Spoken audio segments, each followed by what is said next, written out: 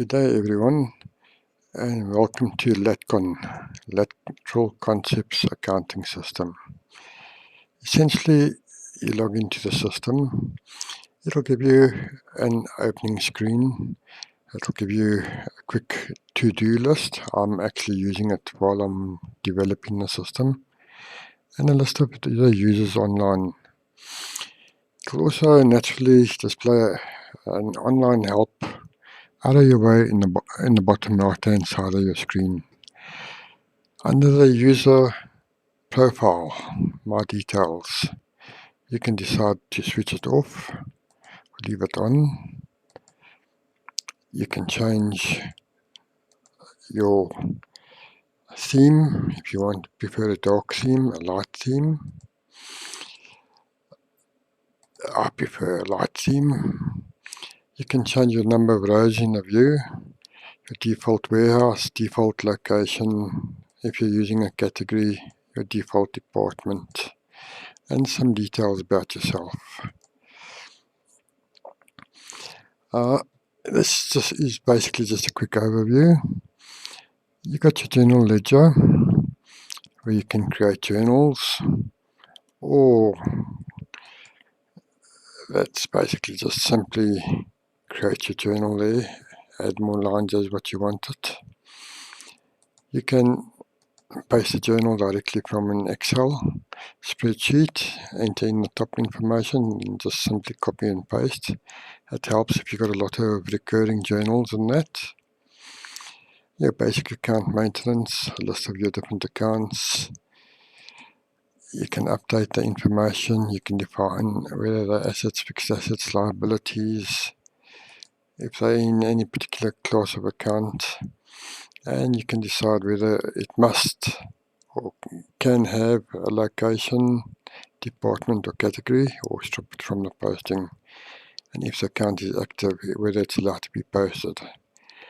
It allows you to manually enter in budgets if you want to. You can have multiple revisions, or as what the system starts building up information, it can automatically work out the budget for you.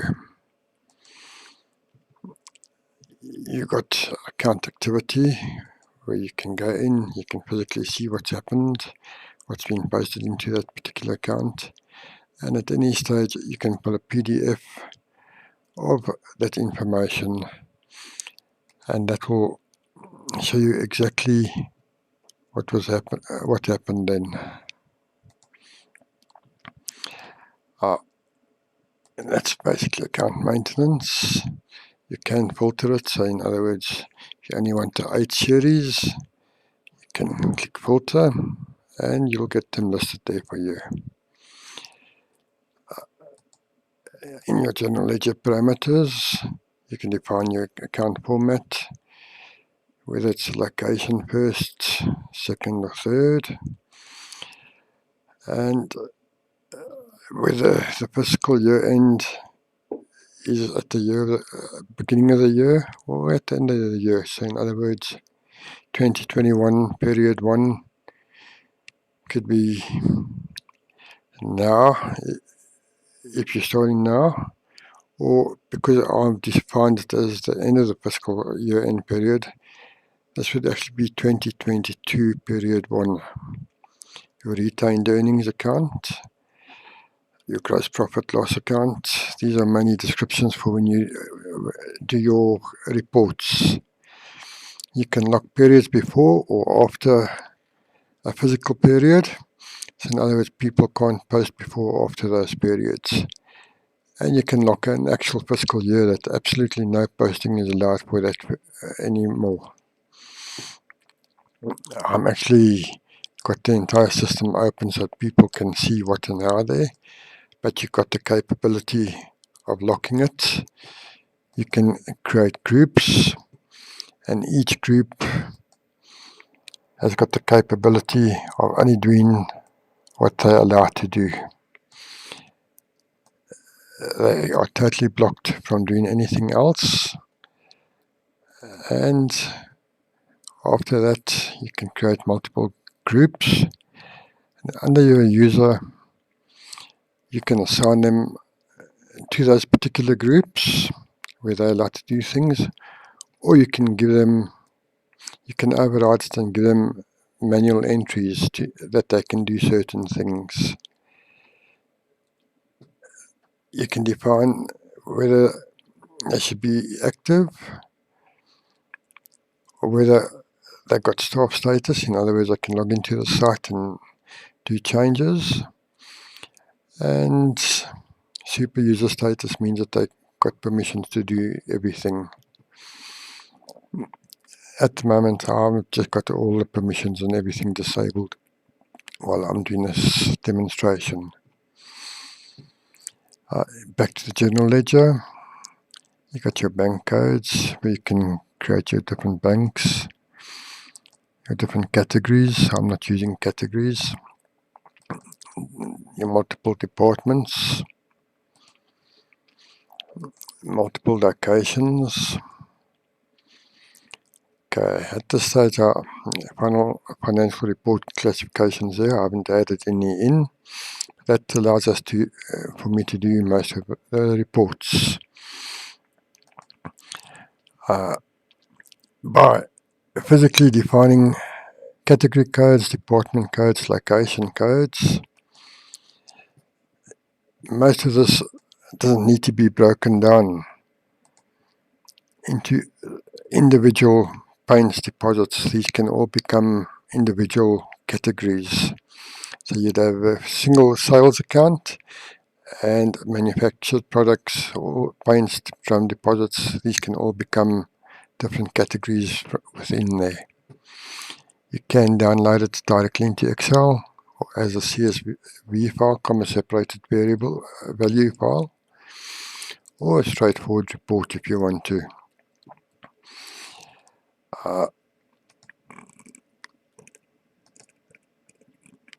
You can get details, account activity, what happened, where and when. On your reports menu, you can see exactly which journals were posted, on which date and when and where, as well as you can pull out a PDF,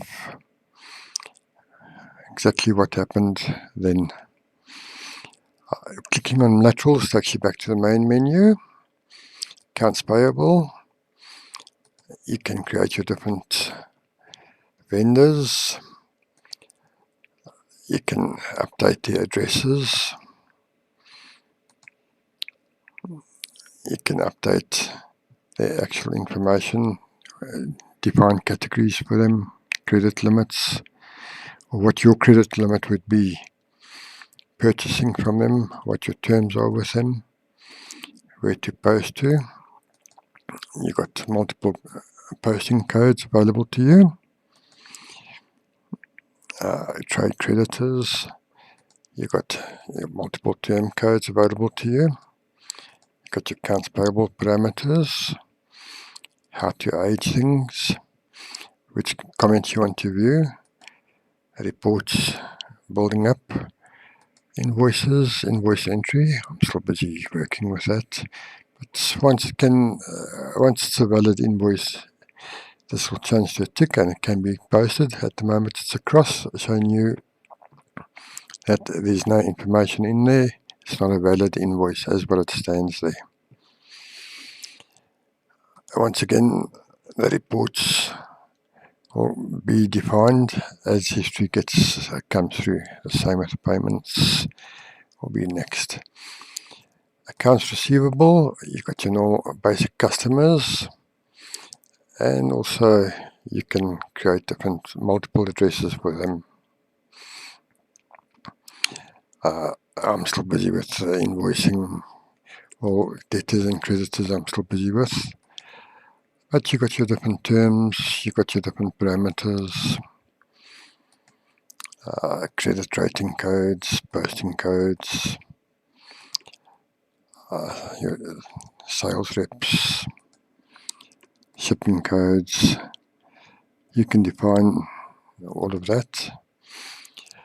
The general ledger, accounts payable, accounts receivable, and inventory control are your main entries. General ledger being the very base ledger, accounts payable, accounts receivable, inventory control, the basic sub-ledgers. Manufacturing will only directly affect the inventory control. It's then up to inventory control to affect the general ledger. Inventory control, you can receive goods, you can issue them. Kit production, in other words, if there's a part A, part B, you can adjust the cost of items. You can adjust the quantities, stock take if items are missing or found or whatever. It's simply a matter of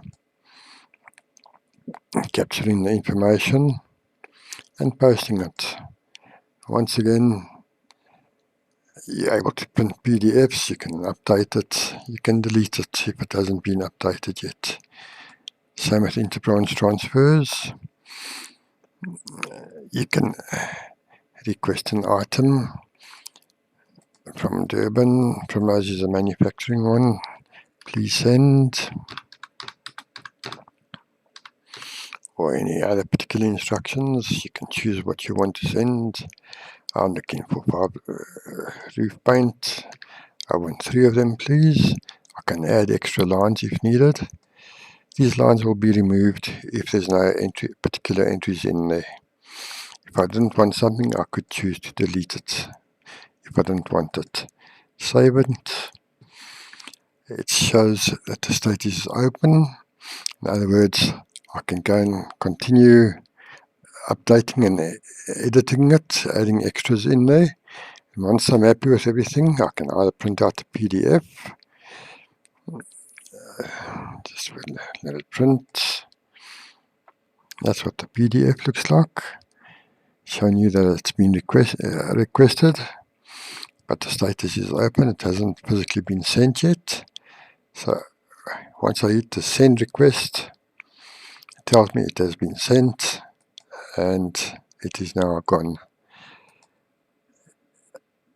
Going back, it's reflected in the status there, request sent. So interbranch issue requested items, that's the requested item there.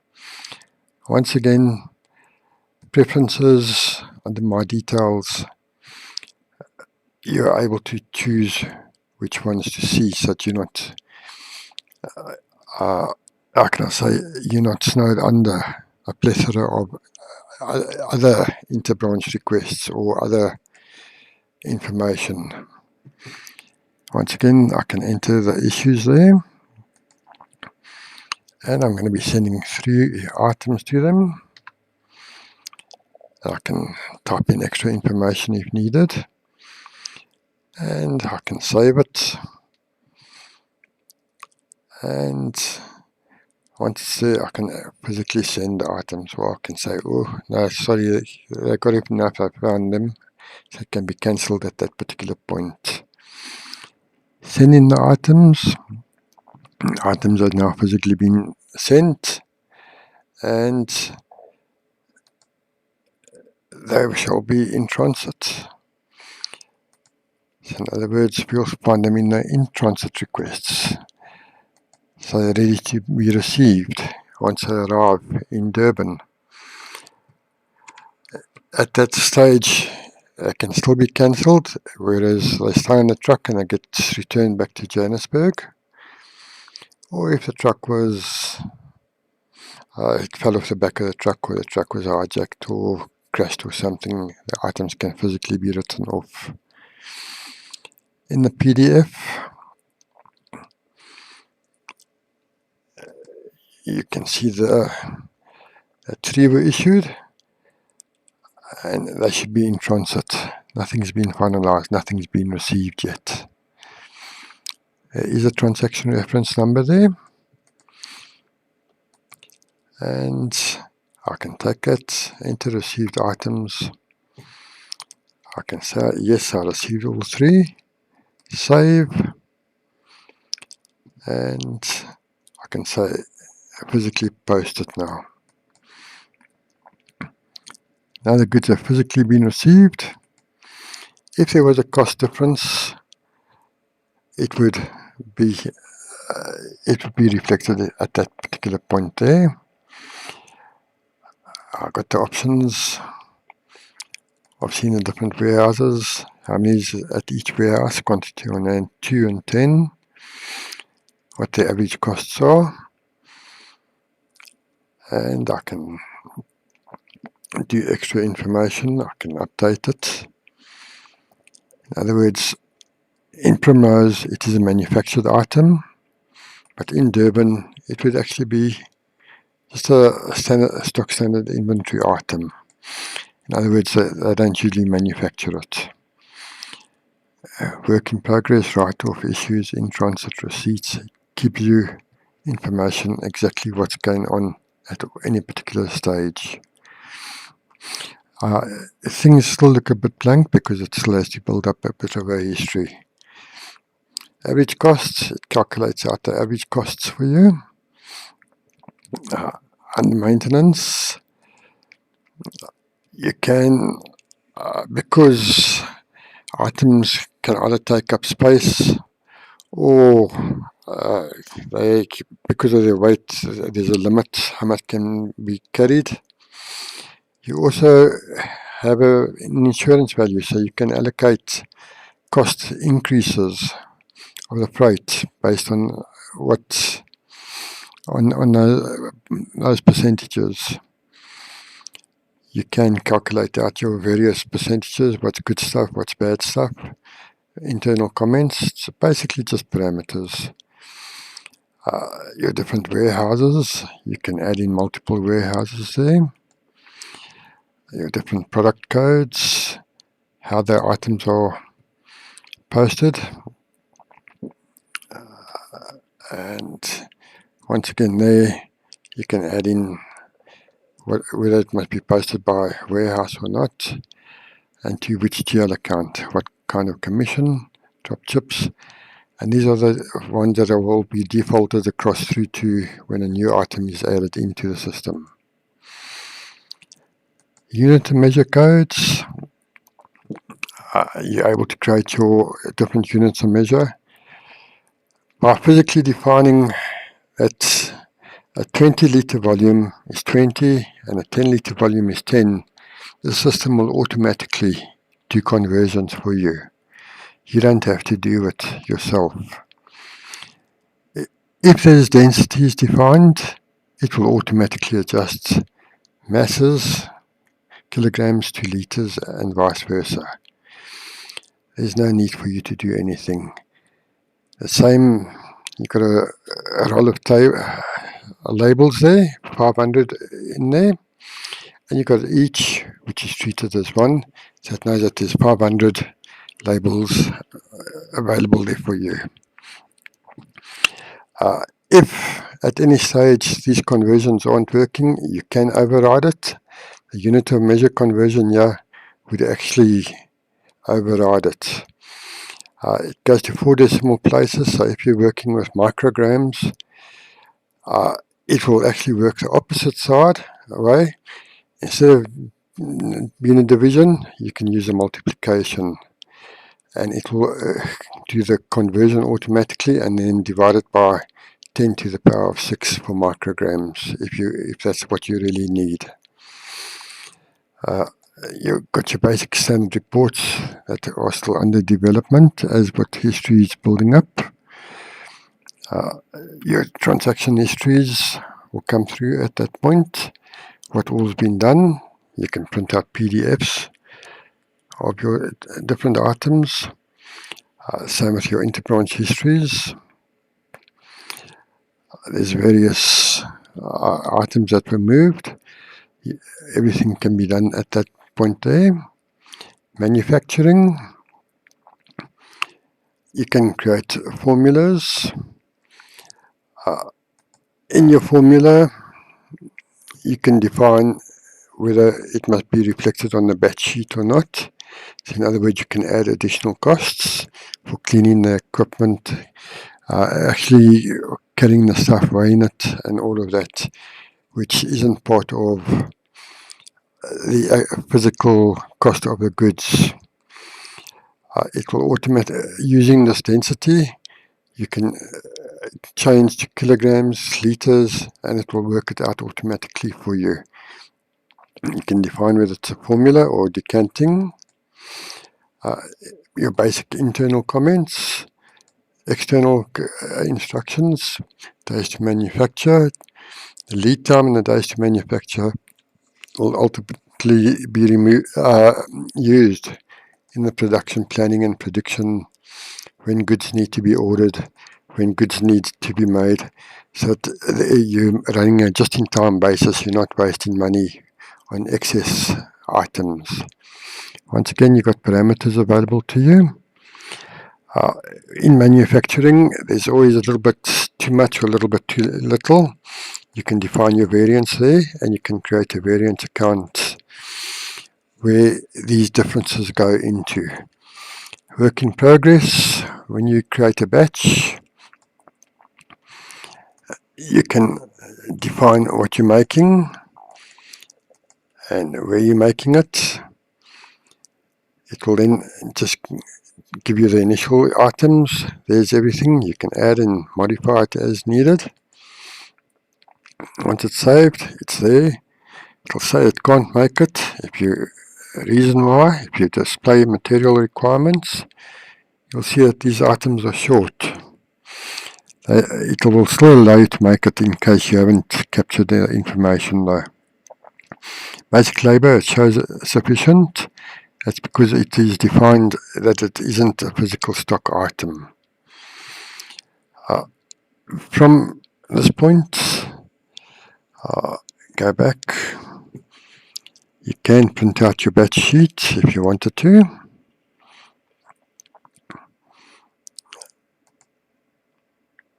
A basic batch sheet, how it looks, your different specifications, what machines are required, instructions, everything comes through there. And once you're happy with everything, you can say start batch and issue material.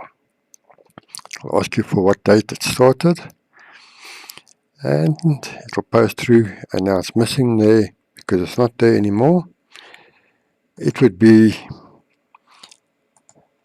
sitting in the open batches now. So you can go to your open batches, you find the item there.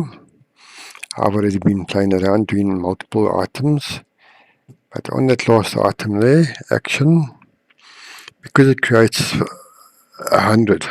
So in other words, under packing quantities, if I had to say I only manufactured 3, save, you'll see that I got a variance and I still can't post it. There's an issue. But going back there, packing quantities, I've basically got 40 liters left. I can say that I'm putting 20 liters in there, 0.1, and I'm making 4 5-liter tins. Save. Still showing me a variance there. Action, what's going on there? Packing quantities.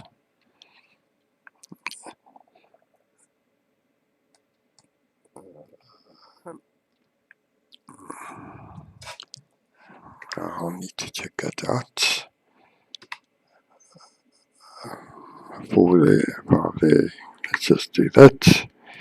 Just for a matter of this exercise, you can see it's happy. Action, no problem. You can write off the batch if it's fallen on the ground and can't be anything recovered. You can cancel a batch and put everything back in stock. You can reprint the batch sheet, and you can finalize the batch and update the quantities. It will then take the costs, and it will actually recost the items as well. So in the items, inventory control, item maintenance, the item will actually be recosted accordingly. Because it was made in Primrose, it will have a different cost compared to Johannesburg.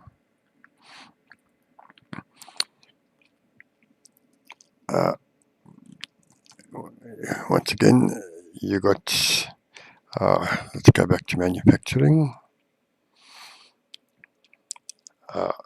Your formula maintenance, you can define your different formulas. Back in maintenance, you can define how they're packed. In other words, a 20 litre update would require 20 litres of the yield. 1 metal tin is required, 1 lid and 1 label is required to manufacture it. It will pick up those costs and add that in at a later stage. As you can see there, item costs and the manufacture cost. So that's the cost for the 20 litres, and that's the package cost.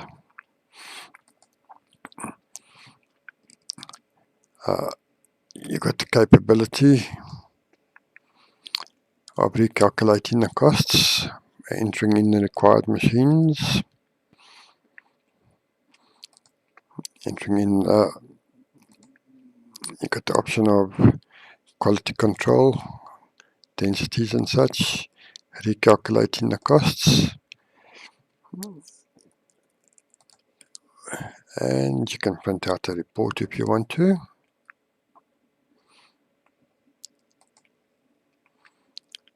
It'll display everything for you, and whether it can go onto the batch sheet or not. You can copy this formula and change quantities and amounts.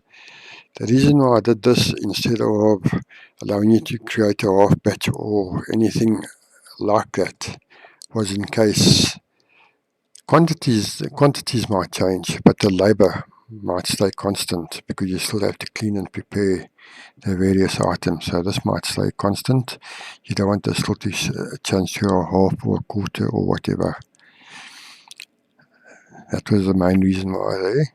Indicating essentially you're not really creating, doing any materials there. Basically you're just saying that you're going to be using a 20 litre paint and it's going to be decanted into smaller 5 litre tins. Once again, you can have a look at your historical batch orders. You can print out the PDFs if you need to. You got, sorry, I'm waffling here. Yes, as I say, once information comes through, more and more information will be available for various reports. In your system, that's where you define your class codes, whether it's accounts payable, inventory control. You can define various items there, and you can report them and all of that as usual. You got your transaction history. This will show you every single transaction that's taken place in the system, and it's usually the latest reports first. You can click on the detail, and in clicking the detail, it will show you every bit of information that took place. Then you've got the capability of printing out a PDF, so everything is completely transparent and available to you. Configure the system. It allows you to enter in your company details, registration details, whatever needs to be done. But like I say, once again, I've got the entire system open with no permissions reflected for anyone at this stage. And essentially that's it. That's just a quick summary. And simply log out. Thank you for listening to me. Take care.